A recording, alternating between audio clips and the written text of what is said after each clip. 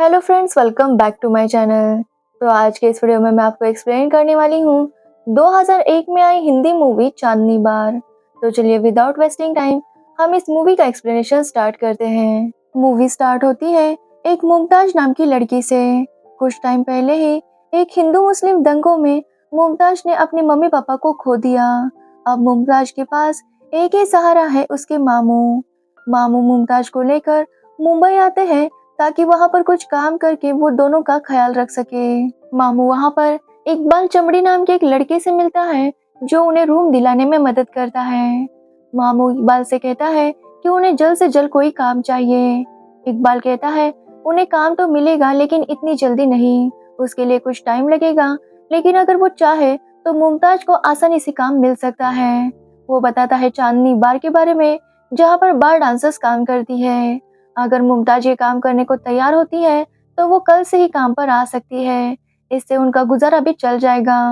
मामू मुमताज से कहते हैं कि जब तक उनका काम नहीं लगता तब तक मुमताज को ये काम करना चाहिए। ना चाहते हुए भी मुमताज इसके लिए मान जाती है और अगले दिन वो चांदनी बार चली जाती है। उस बार के ओनर थे हेगड़े अन्ना। मुमताज को उस बार में काफी अजीब फील हो रहा था, लेकिन हेगड़े अन्ना अपनी लड़कियों से कहते हैं और वो मुमताज को तैयार कर देती हैं। लेकिन मुमताज वहां पर डांस नहीं कर रही थी, ना ही वो किसी का इशारा समझ रही थी, जिसकी वजह से मुमताज के पास कुछ भी पैसे नहीं आते।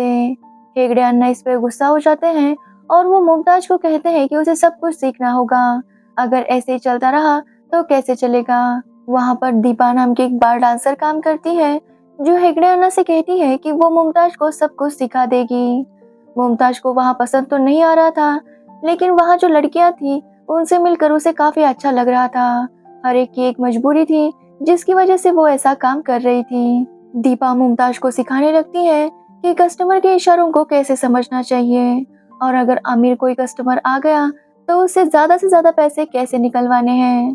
धीरे धीरे मुमताज भी सब कुछ सीख रही थी, काफी पैसे भी आ रहे थे, लेकिन इसकी वजह से मामू बस अय्याशों में ही बिजी थे। वो बस दिन भर पीते रहते और कोई काम नहीं कर रहे थे। एक रात जब मुमताज सो रही थी तो उसके मामू उसके साथ जबरदस्ती करते हैं। मुमताज इससे काफी ज्यादा डर गई थी, लेकिन उसे समझ नहीं आ रहा था कि वो क्या करे। उसे मामू के साथ ही रहना पड़ रहा था क्योंकि वो अकेले नहीं रह सकती। अगर अकेली रहेगी तो बहुत से लोग उसका फायदा उठाएंगे और किसी के साथ भी नहीं रह सकती क्योंकि उसके जो सारे फ्रेंड्स थे उनकी अपनी अपनी मजबूरियां थी। वो बाहर जाती है और वहां पर अपने फ्रेंड्स के साथ अपना दुख शेयर करती है। मुमताज वहां पर बहुत रोती है, लेकिन दीपा उसे समझाती है कि इस तरह रोने से कुछ नहीं होगा। यहाँ पर जितनी भी लड़कियां हैं उन सब का एक डार्क पास्ट है, जैसे कि किसी के हस्बैंड ने उसे इस धंधे में डाल दिया तो किसी के माँ बाप ने उसे बेच दिया।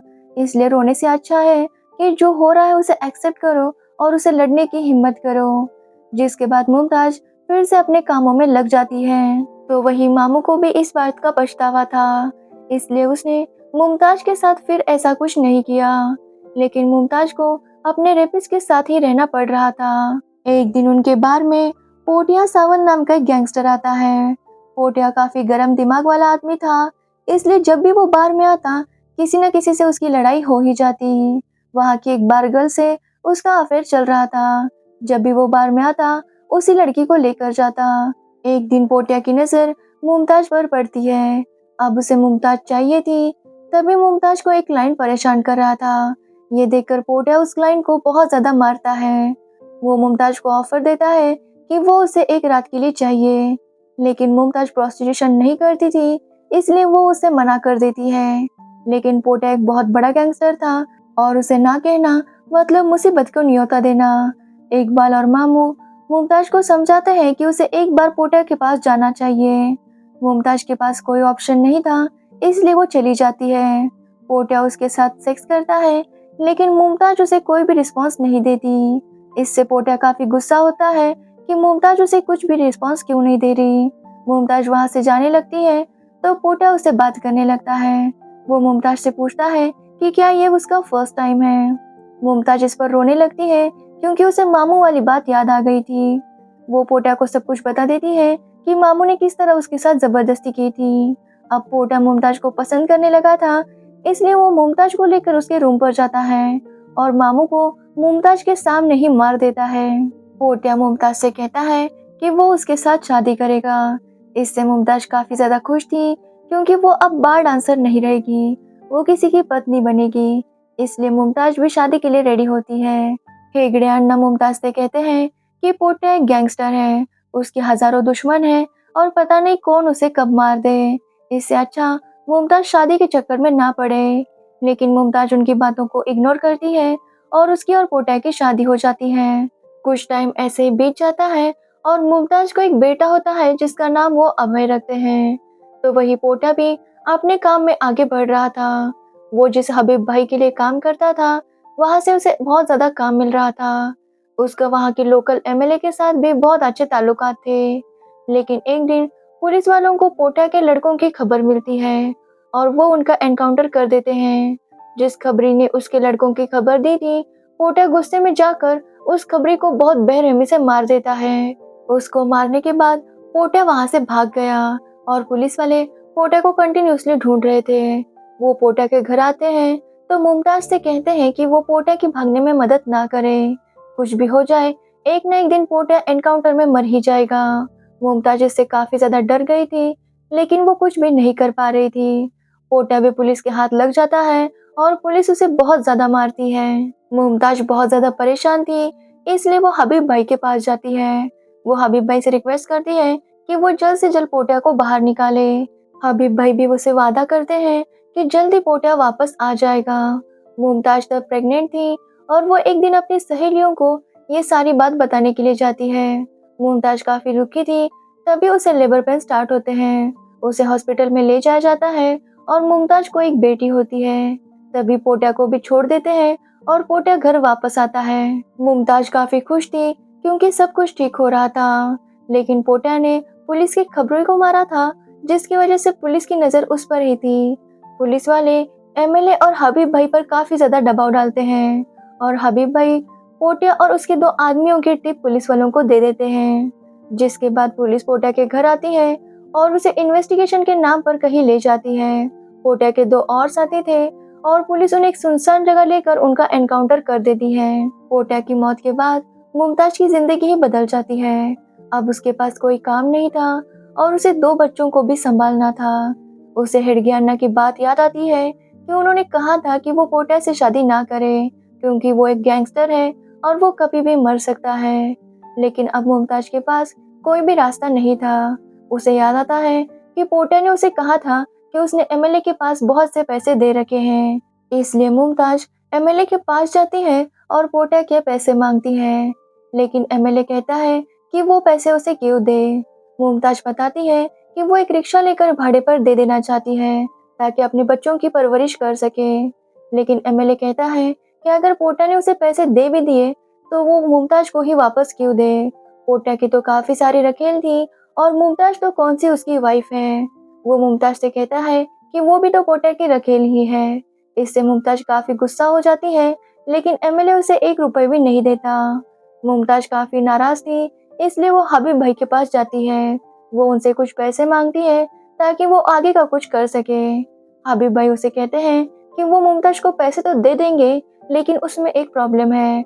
अगर उन्होंने अभी पैसे दे दिए तो मुमताज फिर से पैसे मांगने आ जाएगी और उसे इस बात की आदत सी हो जाएगी।